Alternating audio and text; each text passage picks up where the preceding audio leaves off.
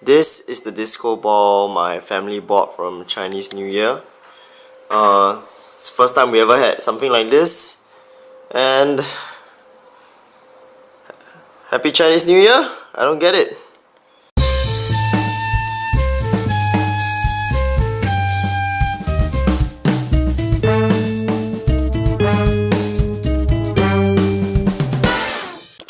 It's Monday morning, I think it's around almost 7:30 a.m.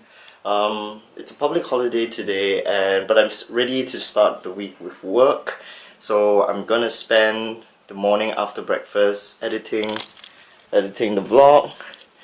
Then I will be talking to my friend to see whether we can find a place to work on our side project for today, since I have nothing on today and I want to get back into it.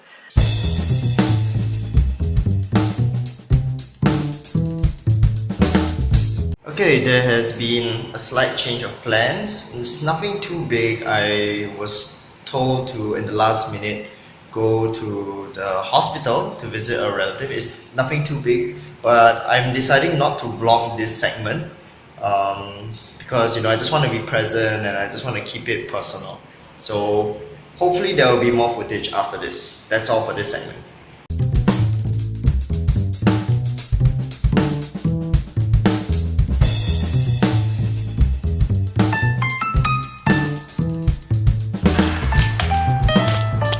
Okay, it's time for a little backstory. Since we didn't get to shoot much of the day owing to sudden events happening, I thought I'd give the audience watching this a bit of context on the little journey I took that led up to me making this vlog. I don't think I explained it fully, so I think now's a really good time to give a bit more context to maybe the activities that we have in the past few days and maybe the activities that are going to happen in the next 11 months. So I did mention a few days back that I wanted to be a better storyteller, right? So I'm going to take this chance, since there isn't much to shoot today, to tell a bit of a story on my background and why I'm doing this vlog, and maybe give you a bit more context, the viewer a bit more context on what I do. Okay, just add a light. Is it better? So the past few months have been really motivated. My actions have really been motivated by two things: desire to be creative, desire creating more impact. And what this means is, for being creative, is to make, I would say, inspiring or beautiful things, right, that really capture the imagination. So make beautiful things to inspire people. That's what I want to do, right? And I also want it to be tied in to have more, make some tangible change in society, right? You don't just want to do it for your own enrichment. You want it to really change the lives of the people around you. So this link, right, is really important. I can't just be an artist, right? This is where, if you don't have this, I feel, don't have practical impact, then this is pointless. And this is pointless to me. Right next to this whiteboard, and on my desk, I have this 3D printer, which, right, this 3D printer. I was in this industry for 2 years, and I joined it because technology was cool. I wanted to be part of new technology. Long story short, it didn't work out. The companies I worked with either didn't have money, or I just wasn't good enough to work in these industries. So that was phase 1. It wasn't a complete waste of time, my first 2 years with the 3D printing industry. Throughout that time, I met a lot of incredible designers, engineers, and artists. and stumbled upon a little thing called the maker movement, which really let me interact with people from, engineering and design a lot. So much so that I'm really inspired by not only the beautiful things that they make, but also the practical things, the practical items that they make that are useful to people. And for me, my strong belief is that people who understand engineering and the people who understand design and the people who especially are able to bring these two elements together really make the biggest impact in the world.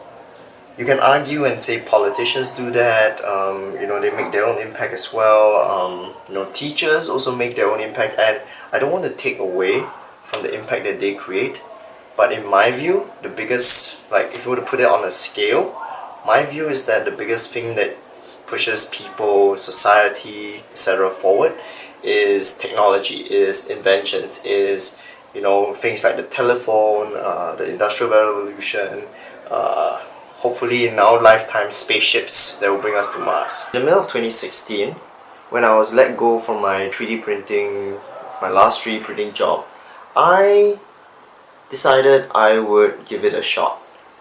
I wanted to be a designer come engineer as well, and I'm a guy who's coming from a business background, right? I decided that after I left my second job in the middle of last year, that I would teach myself how to be as creative and scientifically or practically minded as the various people that inspired me.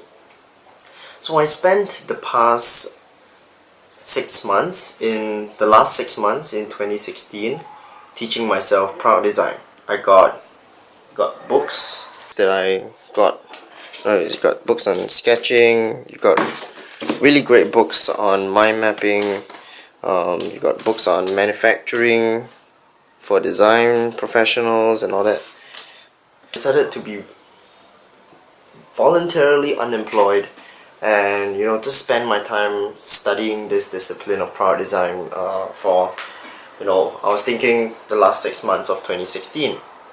Halfway down the line, I've met many interesting people who supported my idea by lending me all those books that you're seeing, by being my mentor, and I even managed to secure a part-time job doing videography for another company, even though I had no experience. The plan was like this. Right, the plan was like this. I would, spend, let's say, close to 1 year. I'll spend close to 1 year, okay, studying product design on my own, right? And at this point over here, I would get some kind of internship at some design company or whatnot based on my portfolio. I'll be building a portfolio during this period, and to an extent I did with the help of my mentors and whatnot, but the process took much longer than I anticipated. The realization is that there's a reason why it takes 4 years to get a degree in product design, right? The idea was after I got my job, right, for the next 2 or 3 years, I would be working in this design firm boutique. The hope was at the end of this point, I would start a company in hardware, since it seems that I stumbled into the world of hardware because of my work in a 3D printing company, and I thought I decided to stick with it.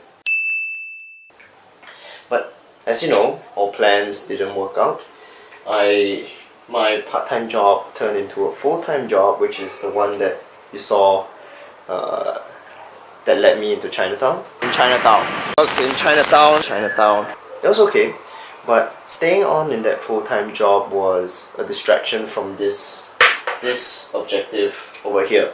And I'm moving into a new job, hopefully, that leads into the second point about having impact.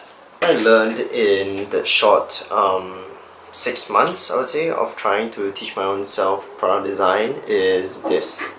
Creativity without impact is pretty meaningless, right? It's very hard to get myself motivated when I don't have something bigger than myself to work towards. Like any millennial, I went online to search for something interesting that I wanted to center the actions of the next few years, my actions of the next few years around. My belief is that a lot of people will be very hungry in the next few years. We've got rising sea levels, warming temperatures. This is going to affect farms, this is going to affect a lot of poor people who can't afford food because food is going to be more scarce. The second thing that I feel interested to work on is there's going to be a lot of jobless people in the world.